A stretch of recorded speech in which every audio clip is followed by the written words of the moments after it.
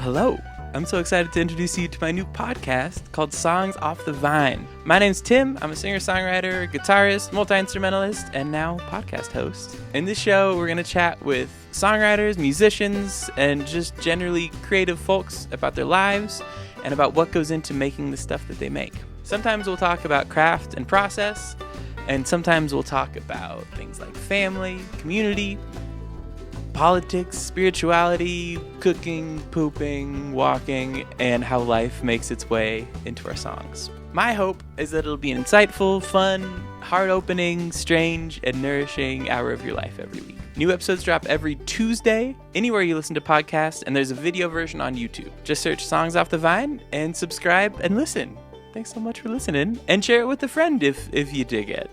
The very first guest is Jenny Bologna. She's a wonderful human and songwriter. She's written a book. She's a graphic designer. Just a gloriously creative human. And also my fiance. So that's exciting. This is a really fun, casual, silly episode, but we get into a lot of meaningful stuff too. So I hope you enjoy it. Let's get into Songs Off the Vine, y'all.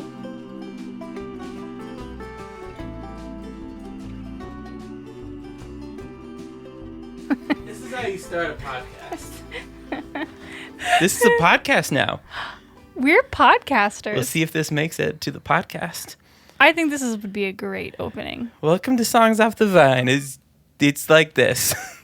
Thanks for being my first guest on the podcast. I am honored. Thank you for having me. Oh, it's a joy. This is Songs Off the Vine, the podcast. I probably said that 12 times by now.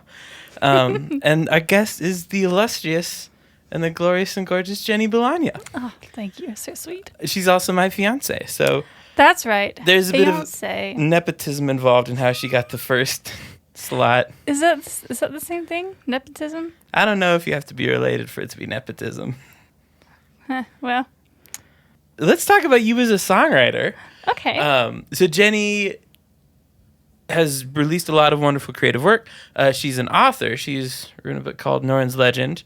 And is writing a second one. And we'll get into that later when she's closer to releasing it. I mean, we can talk about whatever you want.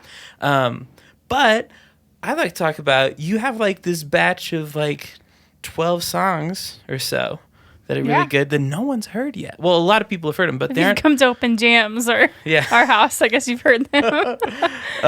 But they're not like recorded. Not yet. Why aren't they recorded? Man, not enough time in the day. Yeah. No, it's something I really want to do. So I feel like now I've got a good like chunk of songs to add to an album. So I think the goal is there. I just don't know where or like how. You know, it's kind of like looking at like this big mountain and I'm just kind of looking up like this. I want to climb this mountain. How do I do this? So also, you know, I'm working on book 2. So I guess I'm like further up that mountain. So I'm kind of like, maybe I should just like climb this one and then go climb the other. One mountain at a time. Sometimes that's all you can do is just climb one mountain at a time, I guess. That's fair. I know a lot. I mean, this is the weird part of having your partner on the podcast where like I know the songs pretty intimately. Yeah. So Anna, what are they all about specifically? No, that's what I want to ask. I won't ask that. Tell me about how you started writing songs. What's your background in like starting to write your own music? Yeah, it's fairly recent of like actually writing a lot of songs. In college, I liked to write instrumental songs, piano. What are those? With an instrument. Oh. That's all I got. Got it. No, but like I was pretty much like a music worship major, and I had to do like piano lessons. So I was in like the practice rooms for like, I don't know, all the time if I wasn't in classes. And so I rarely worked on the pieces that I was supposed to and rather just played what I wanted. And a lot of those things, were just some like instrumental piano stuff, and was like, I don't know if I could ever really write a song with words. Maybe this is just what I do. And then, Lears. Lears. Lears. So let's get into this.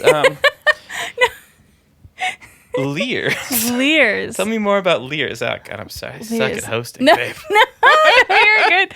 Words are hard. I just fumbled. Like I don't. You're doing great. Thank you for that. You're welcome. That was why I was afraid to write songs. Leers. Because Leers and words are hard, and putting them all like in one like cohesive thought or one 3-minute song seemed scarier than writing like a novel where I'm like, I have all the room I need. Yeah, but I think being around you for sure like helped inspire like writing my own songs. And I remember when we did like our songwriting September that lasted like 2 weeks. Yeah. But that was like a great exercise to like try, and I liked some of the things that I wrote. Yeah, and like being in, just this community around other songwriters.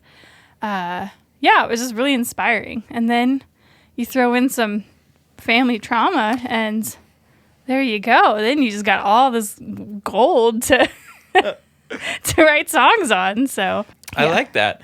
There's a couple of things you said in there that I'm like, oh yeah, that's why we're doing a podcast. Yeah. One of them, the therapy thing. This is. Yeah. The songs are good for your mental health. They are. And to get the shit out like that is just wonderful. And I feel like, especially talking about like being in a community of people who write songs and are artists, like that's been the same way I've started writing, is like being around wonderful humans who write songs and like going to their shows and hearing their albums and be like, oh, I want some of those. Yeah. And then you go make them. Then you just make them. Yeah. And this has been a funky season. I've been in this stretch of like, I put out an album a couple years ago, and I was not writing like at all around then, as you know. As I well know. It's weird. I'm talking to them about because you know this, but you don't know this. Yeah, and seeing you write all these songs has been so inspiring and so thanks. So exciting, and has made me want my songs. Oh, thank you. Yeah, so can I have them? No. Okay. But I'm glad that you brought me on this podcast to ask that. Thank you. Yeah. Thanks. It's on the record now that they're not mine.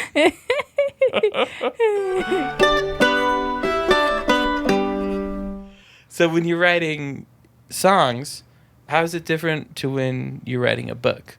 Are there like different snacks? Is it like a different inspiration, a different pace? How's the vibe different?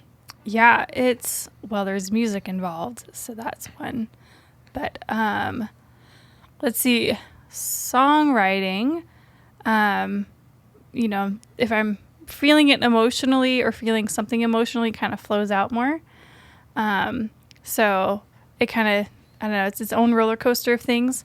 But like little stuff too. There's a certain spot in our house. I don't know what it is, but it's like in our living room, right into the kitchen. There's like an island. And if I'm right there wanting to write a song, I don't know what it is about that spot, but I can write everything right then and there, and get through most of a song. So sometimes I'll go to the piano. Sometimes I'll go to like my studio, but I don't know what it is about that spot, but that spot is gold. Yeah.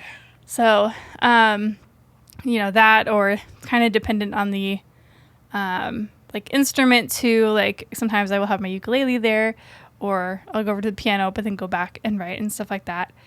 With songwriting, sometimes I really just have to sit in that moment. I think there's been times where you've come home and I'm like, I got to write this song. Yeah. And you're like, we're going to go, I can't until I finish getting these thoughts out. And so then we can go.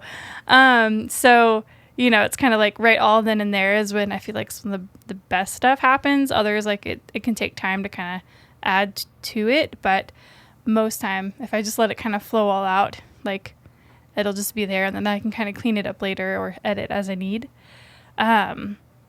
Book writing, a long shower can kind of spark inspiration for like scenes in the book.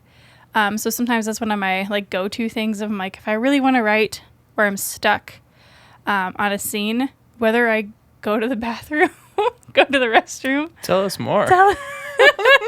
Or like I just take a shower, go take a shower at some point or whatever.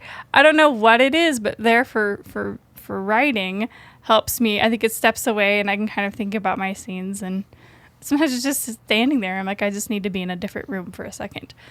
Ideally a long poop. Don't give away all my secrets. What are you doing here? No, I'm just kidding. That's how you write a I goddamn kind of said song. that out loud before I thought what I was saying too, but that's fine. You can keep this in. Please. That's what we're doing here. I want this part everybody I to will know. keep it. Okay, good. All of my thought processes and, It's important. and the different spots in the house that I need to be in to like get inspiration. I don't know. Toilet, kitchen table, Shower. Most importantly, that little nook in the kitchen, like the kitchen bar. Yeah. That's where, in the last house we lived, or I guess it's a different house we lived in. We've lived in I don't different need to tell houses them. before. The address is. In that house, there's this old kitchen with like the little island. Yeah. That like you could sit in a stool or you could stand at. And that's where like I got all of my songs. Is that little spot? You just need that island, and you got to have the options to sit or stand. Yeah. And it makes a difference. It does. So I don't know. So if you're like kind of stuck, just go move to a different spot in your house. Get in the kitchen. Get in the kitchen. Go to the bathroom. Listen. Take you a poop, okay? No shame. You You can just stand there too. Whatever. Do what you need to do in there. But I got a segue. I've been, some podcast host now. Speaking of poop, what do you feel fertilizes your art the best? Wow. How about that? That's really good. It's a bow. Wow. I don't first podcast. Do you know how good that was? That's like at least season 3. That's but season you're 3 kind of. Season 1, episode 1. Season 1, episode 1. I'm pulling that shit. I just. Oh, and that one again. Okay. I didn't even catch that one. That's This really is good. too much. I don't know if people are gonna like this.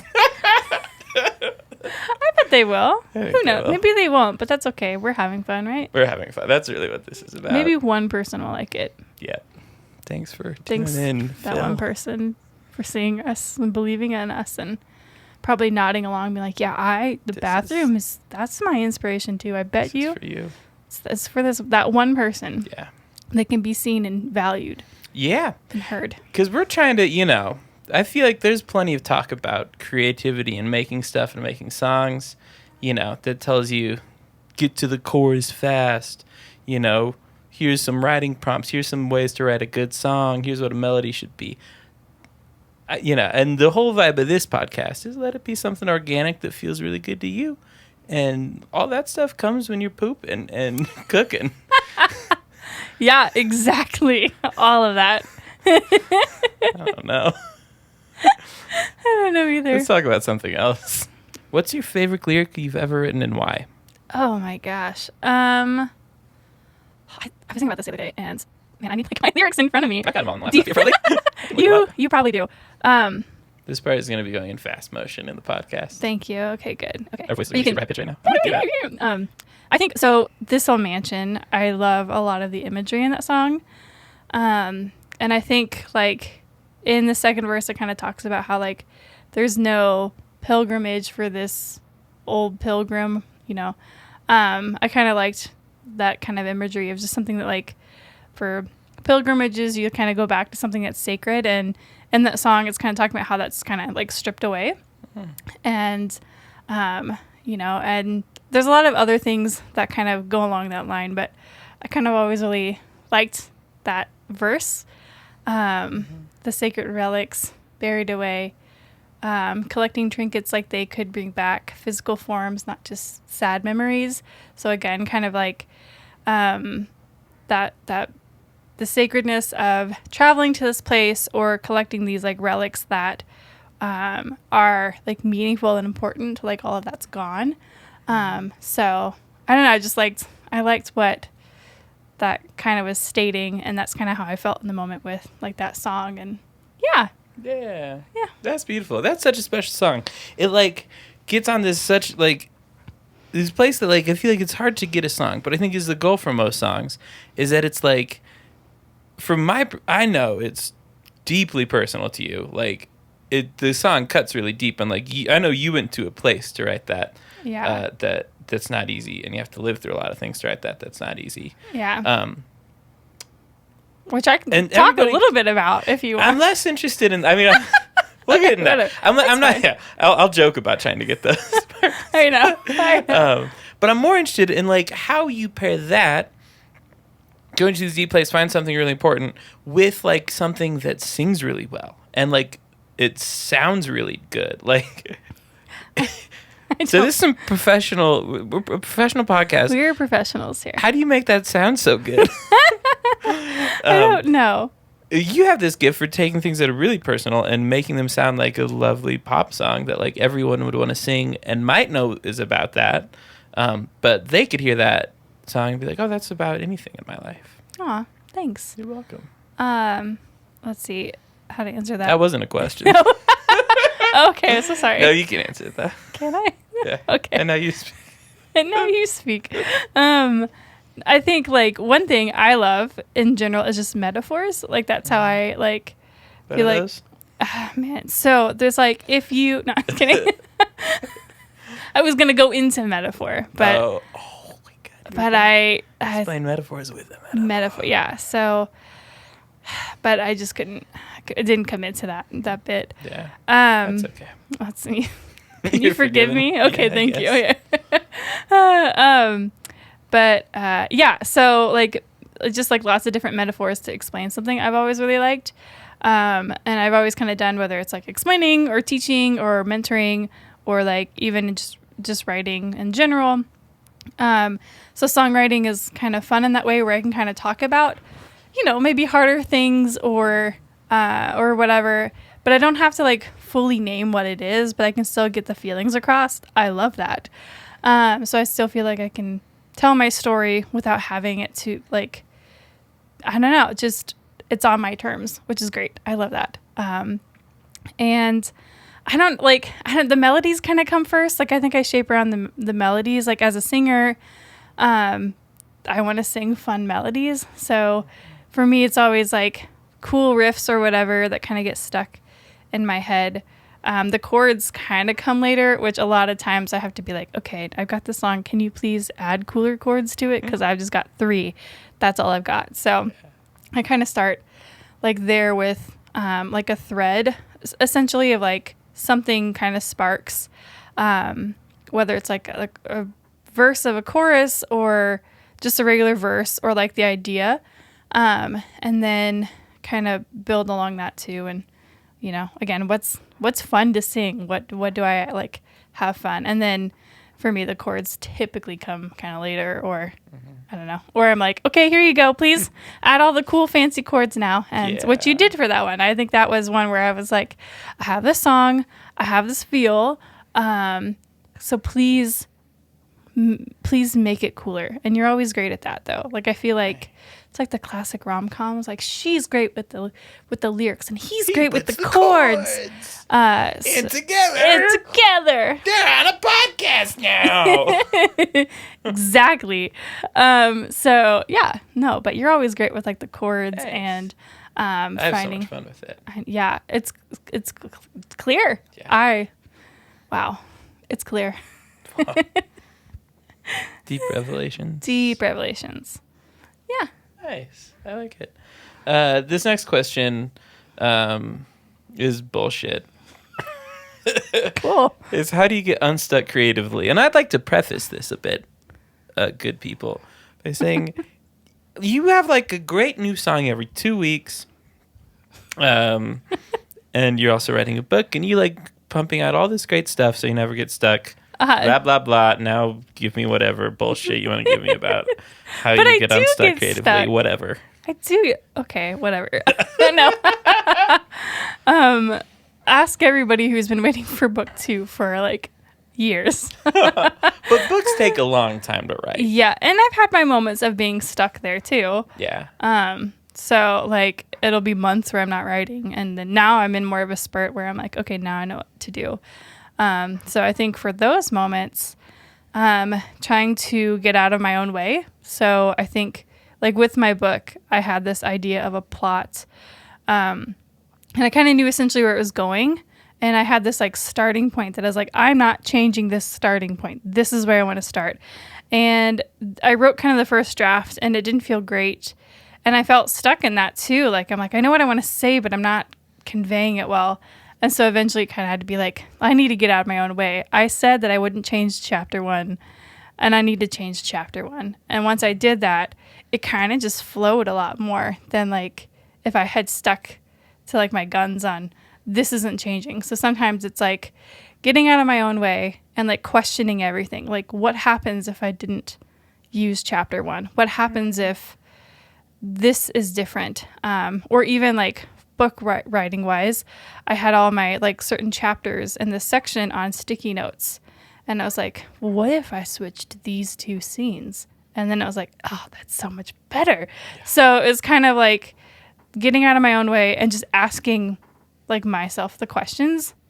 Also a long shower. I'm just saying. Yeah, long shower, people. That just sparks. That's the move. So yeah, that's what I would say. I love it.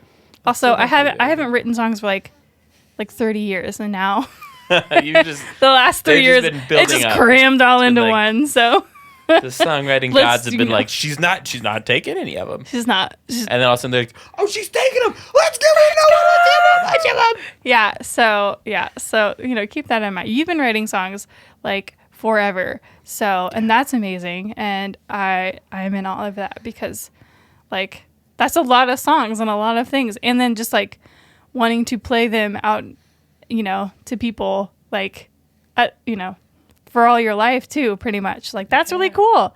Thanks. And I've like had the privilege, I don't know. I've been able to. You can call it a privilege. Ooh, I don't know. But like I've been able to like still sing and do things, but for the longest time it was for other people or other things. And so kind of stepping more and more into my own stuff too. It's scary. And even now, and it's like, even if you feel good on the songs, like, what if I don't know how this is going to go? So yeah, all the feelings are there. Yeah. That opens up to an interesting thing that is a big part of your path, of like so much of your life was in the church and was like singing music through that. How has that evolved? You can speak however much you want to or don't want to about that. But what does that arc look like of like singing so much? Jenny grew up in churches, singing, worked in churches. That was like so much. I got a degree in it, man. Got a degree in it. She's a professional. Pretty much, yeah. Yeah. And then it got to a point where it was maybe less about that. Just tell me a little bit about that arc. Yeah. I started at a really young age. Like I remember when I was like 5 years old, my mom and I sang for like in church, like Amazing Grace or something like that too. And I really liked that. And I think from then on too, we went to church pretty much my whole life. So that was like a huge part of it. And so for me, it was this outlet that I got to be a part of music. And it was for something that like wasn't my own stuff. Like I could sing these other people's words or these songs or whatever. So like I didn't feel like the pressure was like all on me. And then, in high school too, I started playing piano and I wanted to get involved with something. And in a small town, there really wasn't many options. But I like had like the youth group and could play music there too. And so that's kind of how I got more involved with like the worship bands and all of these things too. So again, another great outlet for me to like do something, play music, for like with other people for something else. And at some point, it felt like for something greater than me, for maybe something that could help others. Like I love helping people. That's just something to my core of like wanting to just help other people or be there for other people or whatever. And that's a place where you can feel like you or what you're doing, there's like a greater good to it, I guess. And it's like best, like, most purest form, I would say, of like, and purest intentions of wanting to be there for somebody else or make them feel like they're part of a community or whatever. Things have like changed a little bit. I've seen more of like hardships and things that I don't agree with. And, my views have like significantly changed a lot. I mean, you can talk to me one-on-one. I don't, whatever about my whole journey with that part too. But I think another shift was, now that I've like got my own things, and part of it too is like, not only was it that, but it was like anything that I was doing, I felt like in my life needed to be for somebody else. And I couldn't do things for me. So it needed to be other people's songs. It needed to be other people's projects, or like doing graphic design was fun because I got to help other people. But then it was like this frustration of like, well, now I have cool things and I actually want to focus on my things and I want to put my things out there. Mm-hmm. And so that's kind of like this like evolving for me internally too, is I've spent so much time like kind of being there for others or helping others achieve their goals that I'm like, now it's my time and I want to do that. And I have things and feeling confident in that, because I don't think I did. I mean, I was writing Norrin's Legend for a long time and I was afraid to tell anybody about it. And at one point I was like, I'm never going to finish this. I'm never going to publish this book. Like, this is just a hobby.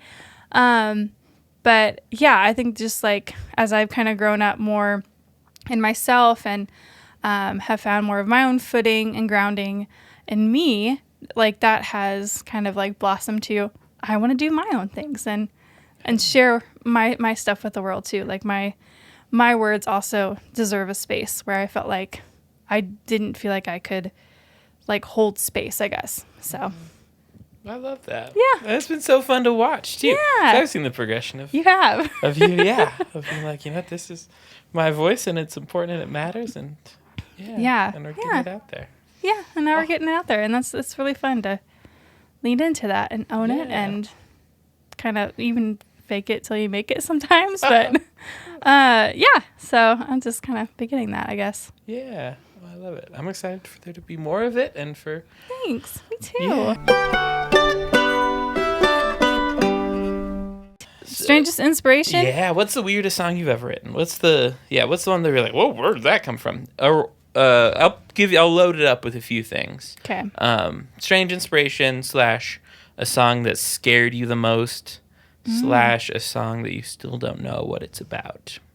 Any of those. Wow. Okay. Man. Well, there was one that I just wrote that kind of scared me a little, because it was oh man, this the song. It's like the verse starts kind of like resentment casts an ugly shadow, but it's like one I know. I was like, oh, buddy, I didn't know that was all there.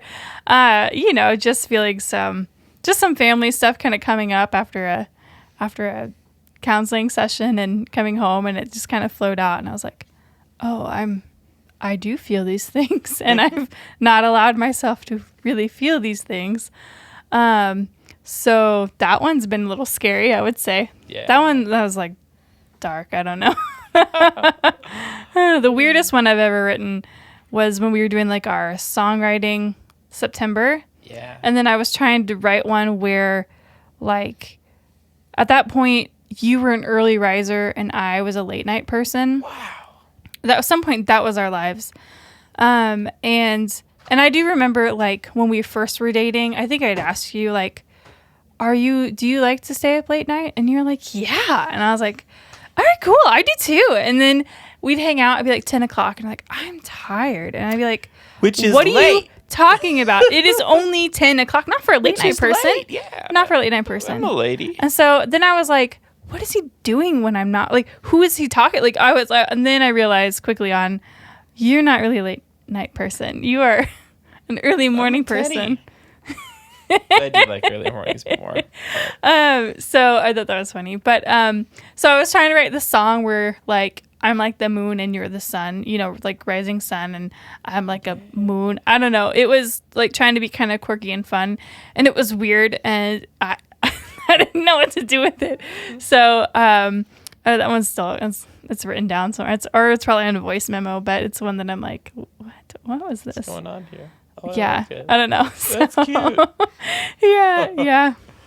I will hold true that 10 o'clock is a fair time to go to bed. If you are a late night, I used to like, it had to be like at least midnight before I'd think about going to bed. Like I'm a totally different person now. Now I'm like 6 o'clock. in the morning?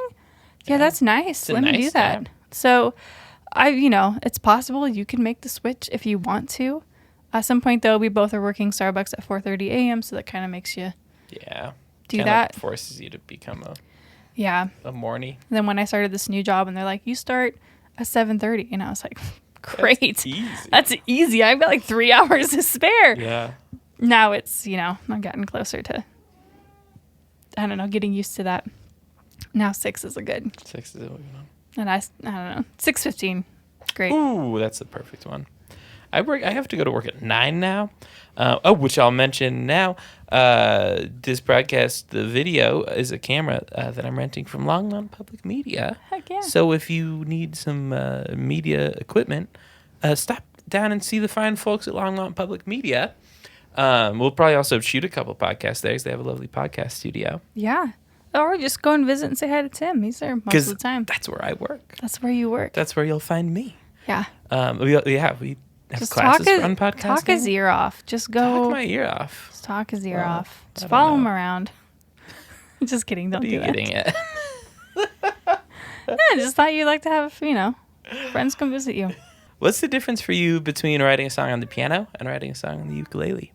Oh, there is it's very different. Like, I don't know. Sometimes I'll start a song and like, this is not a piano song. I feel like with ukulele, I can get more like percussive, which is funny because you can, I guess, kind of on a piano too. But like you get more punchy or get more like kind of rocky in a way. Again, that sounds weird on a ukulele. It's like a baritone, okay? So it's closer to a guitar. You can make a ukulele rock. I can make a ukulele rock. Yeah, but like, I don't know. There's just, it's like more driving, I guess. Mm-hmm. And I like that. And then piano, I feel like when I try to be really like driving on piano, it gets very like, which is great, but like kind of Ben Folds or like Regina Spektor, which I love, but sometimes that's just not the type of song I'm trying to write, where it's, where ukulele does better. And then piano, it's more like, I don't know, like a couple of the more recent ones, and it's just worked better. It's just like fit, whether it's either like simplified or I can add in a really nice, like lead line or something like that. So I think that like How Many Stones song, yeah. Tim can play it. But the idea was I wanted to write a piano ballad like for my album, and yeah, that's exactly it. Copyright. No, I was kidding. You gotta play it again. Over there. Yeah. That's right.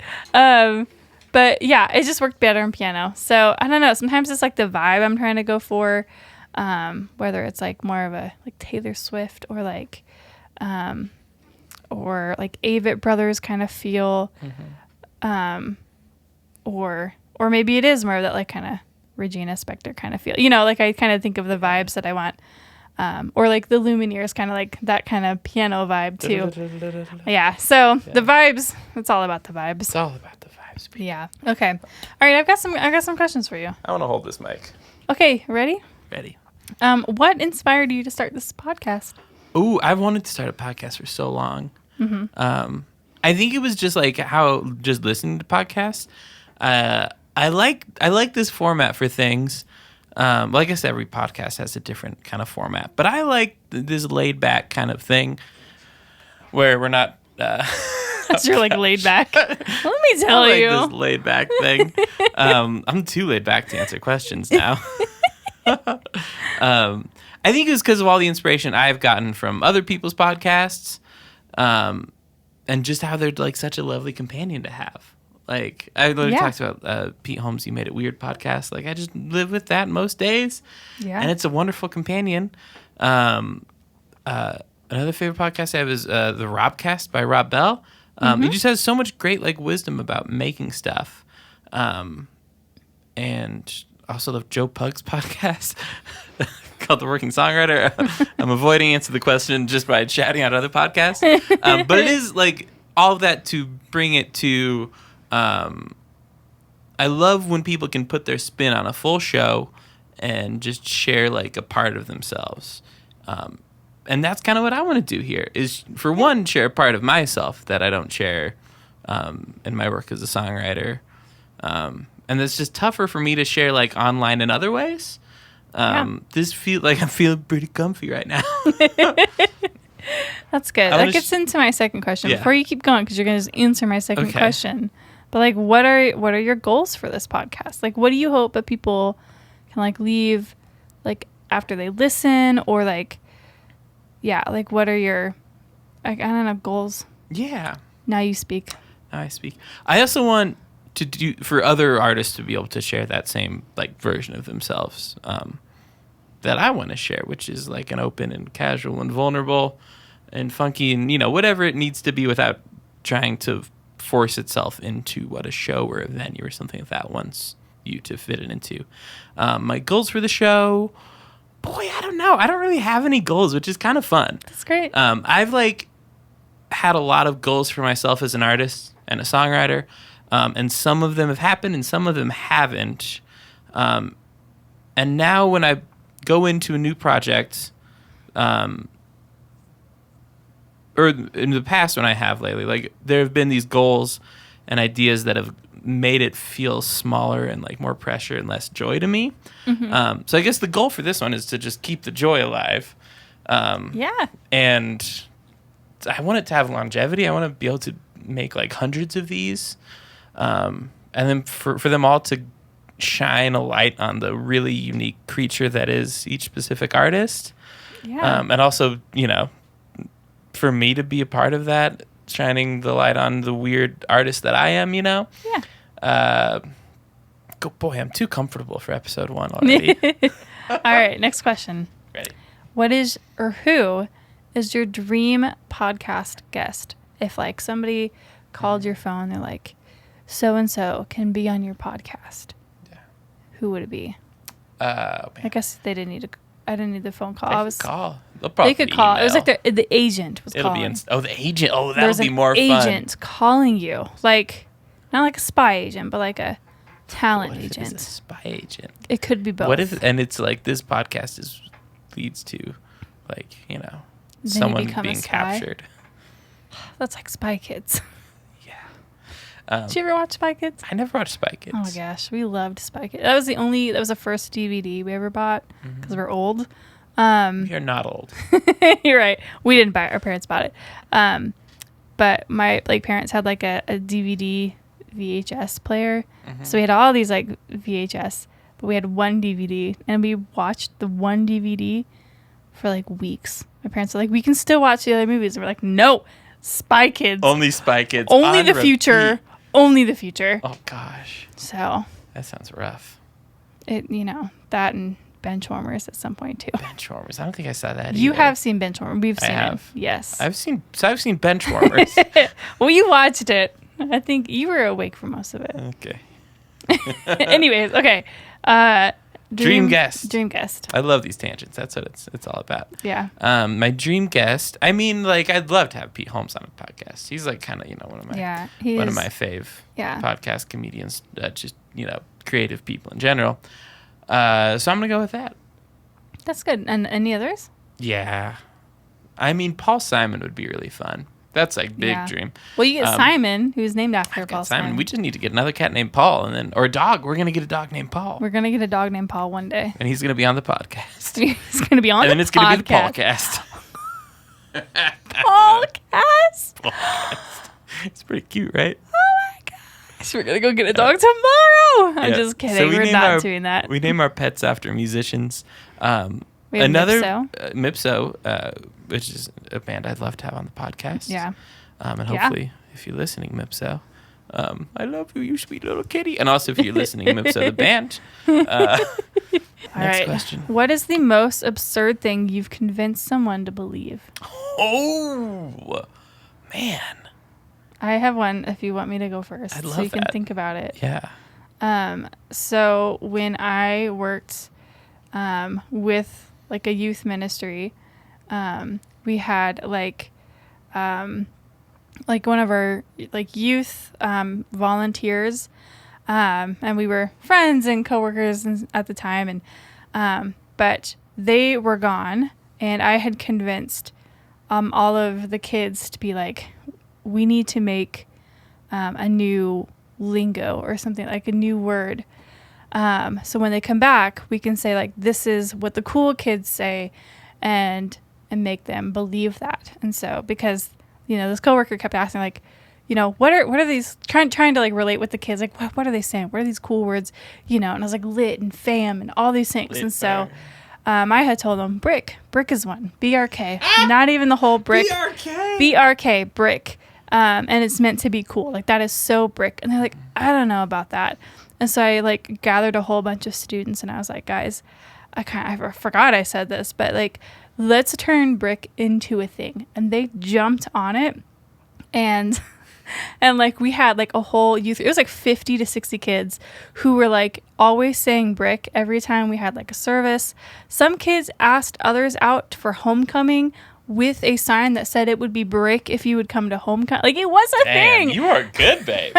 And thank you. And we got this person to believe that brick was a thing for like a solid month.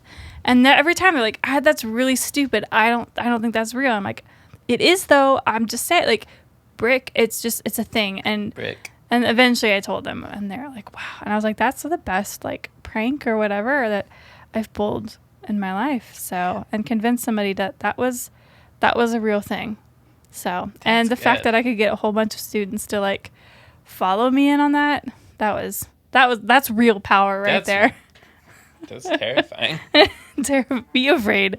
All right, your turn. Man, I still haven't thought of a really good one. I do know when I worked at Starbucks, Jenny and I both had stretches working at Starbucks. I worked there for a long time.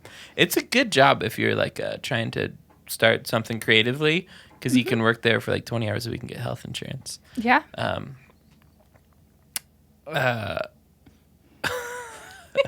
Sometimes my brain just stops sometimes lately. I was talking at the Longmont Creative Retreat the other week, and there were like 100 people out there, and I was talking about booking venues and like stuff that Longmont Public Media does, and like just in the middle I just stopped. I was like, oh god.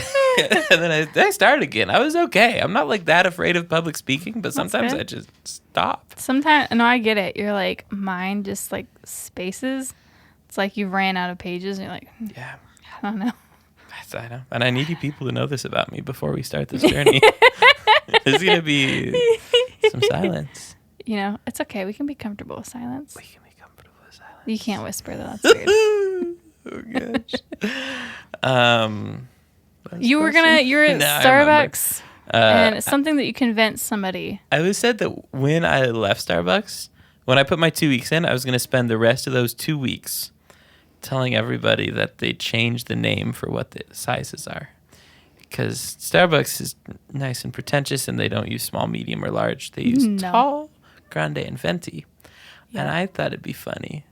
And people are kind of, people get kind of annoyed with that. They're like, I just want one of them coffees. And you say, what size do you want? They're like, I don't do any of that. Frappuccino, cappuccino, Oatly.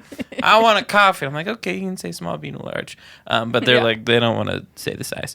So I was like, I thought it'd be fun to say we're going to change them again. And I know I had some good ideas. I don't remember. There were little baby. Medium. And big boy. Medium's big boy. Medium. Medium is actually and big small. Boy's big boy. Yeah. I don't know. That's the best I got, though. I'll think on that, and then a month from now, all right. Well, I'll give you another one. Okay, I'll come back to this. Thank you. All right. Those are all my questions. Oh, baby, those are great questions. Thank you. Should we shut her down with a speed round? Yeah. Alrighty. Let's go. All right. Go to songwriting snack. The coffee. Popcorn. Oh, popcorn. Oh, man, no. I was trying to say it. I was like, I knew the answer. And I was going to say it. No, popcorn's my reality TV snack. Oh, okay. Songwriting is like coffee. It's different. Okay. What song do you want played at your funeral? The first one is My Tears Ricochet. Yeah! By Taylor Swift. I don't know. So we're going to go with that one. Okay. Dream co-write. Imogen Heap. Oh, yeah. She is like a big inspiration just for me in general. Like, I'd be like, oh my gosh, that'd be amazing. That's a good one. Most unexpected song that has influenced your music or artist. Something people would not guess. Imagine Dragons has been an influence, and they get kind of more rock than I think people. I don't know. Like it's just I like a lot of their stuff, but I guess there's been some influences there with them. Yeah. Worst concert you've ever been to? Oh man. It was this weird concert at Red Rocks. It was for like a Christian artist, but like I thought a group of people were going. And it turns out like the lady who invited me was like trying to set me up with her son. And so I'm like watching this like weird artist. And it was just awkward the whole night. It was at Red Rocks too. You're like, this is going to be good. But you're like, what am I doing? What is happening? I got to get out. I can't get out of this. So the probably worst concert. That's a rough one. Kathy, if you're listening, your son was lovely. I'm so sorry. I'm so sorry. I mean, like, it's... People were fine, but it was just like I wasn't expecting it. It was kind of, it's just an awkward spot to be in. So you're like, I didn't sign up for this. That's brutal. Yeah. Oh man, I've got one final question. Anything else we should say before then? That's all. That was all the speed round. Yeah. Do you want more? Yeah. You want more questions? Okay, I'll get you more. I just saw a list there, and I was like, yeah. We also can't end with that one. That's weird. That wasn't going to be the last one. Okay, well, good. But I would like another question. Okay. A speed round. Come on. I got a lot. I was like, 5 questions for a speed round seems good. You know. That was 5? Wow. That was 5. I guess I'm seeing like 19. I was like, here we go. Favorite cover song? Favorite cover song? Yeah. Oh, Dry the River, Bible Belt. Yeah, that's a dope. The song's Bible Belt. The band's Dry the River. Favorite song of mine? Stranger in Me. Oh, that's a good one. We'll tell people our origin story next time. Yeah, because that plays a lot into it. Yeah. Instrument you have always wanted to learn? Cello, which I have one now, and I need to learn it more. Yeah. So one day. Yeah. Favorite thing to do?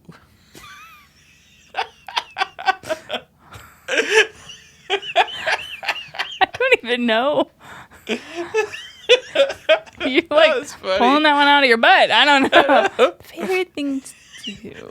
I'm Terry Gross. Today I have Jenny Bologna. Jenny Bologna, I'd like to know, what is your favorite thing to do?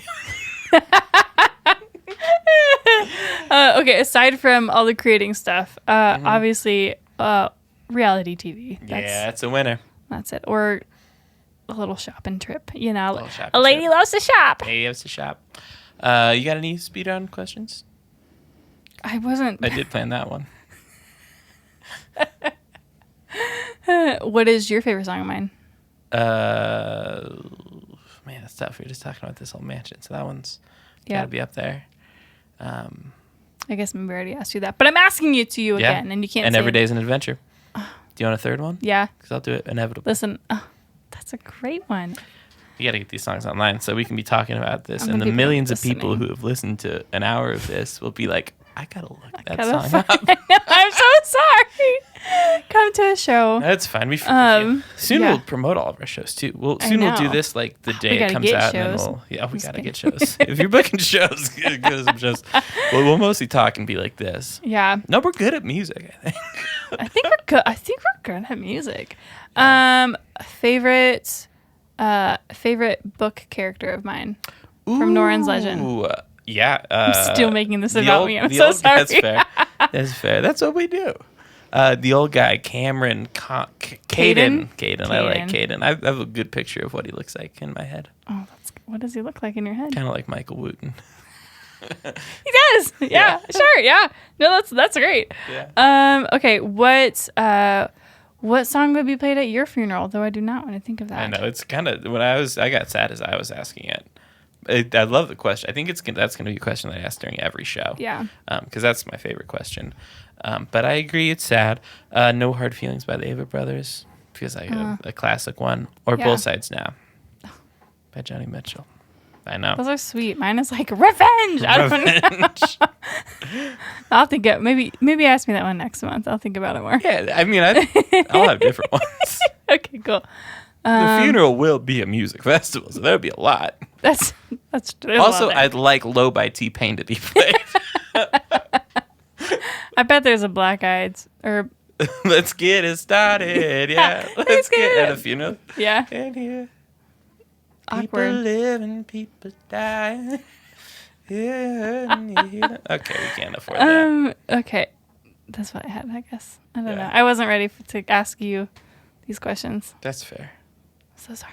Prepare some speed round questions next month. I will next time. I didn't know I needed to do that. I'm your guest. I know. Of honor. Of honor. I'm just kidding. And it is an honor. Thank you for being my first guest. It's so fun. It is so fun. We were talking earlier when you weren't here. By you, I mean the audience. If you're listening, I mean you. It's like, who are you talking to? I'm talking to not Jenny. I'm talking to you, Okay. Steve. I don't know why it was Steve. It could have been Jill. Oh yeah, that it's weird. It's like I feel like we just have to lean into the fact that we talk to each other every day. Yeah. A lot. We know most things about each other. So like to have a normal podcast is like, that's not going to be the vibe you get with the two of us. No, we're just going to have fun. We're just going to have fun. I'm going to be a pretty normal podcast host with everybody else. Well, that's not fun. I know it's going to be lame. That's why you only listen once a month for these ones. All the other ones aren't good. No, you can listen. You should listen to all the other No, they'll be ones good. too. But get ready for these. Ready for these. And I'm going to try and keep it spunky and fresh on those ones. I don't want to be like music journalist, like kind of tell me, Jenny, do the words or the music come first? Yes. I'm going to ask that to someone. I bet. But that's the question you get asked if you're a musician. Yeah. And if you're hosting a music podcast, that's like the question if you ask ChatGPT to give you a question, that's like the first one it'll give you. From experience. Yeah. Where do you think I'm getting all these questions, baby? That's where I got mine too. Listen. Here's another one from ChatGPT. What do you like to do? Shall we shut it down? I do have a final question. Yeah. And anything else we want to say? No, we'll be back next month. We'll be back. For me, I'm like, yeah. Well, I'll see you next month. This is just the beginning. Yeah. Yeah, you didn't get rid of me. No. Coming back. Thank you for being my first guest on the podcast. I love you. I love you, of course. Thank you. The final question is, what should we have for dinner? Okay, if you're really asking me that, I'm going to say sushi. We'll see what happens. Okay. I don't know. Oh, wait, no. I'm just kidding. I don't want to get into sushi in front of the people. I like sushi, but Jenny loves sushi. And she always wants sushi. Which gets me to a pot of making it sound like I hate sushi. I don't hate sushi. No. But, I'm open. I know we were trying to get really jazzed on this, like, cheap mahi dinner, which we could still have. We could do that. But also 7:01. We'll see what happens. We're going to go get dinner. Thank you guys for listening. Thanks for coming to the first podcast. Thank you for listening. We'll be here every week.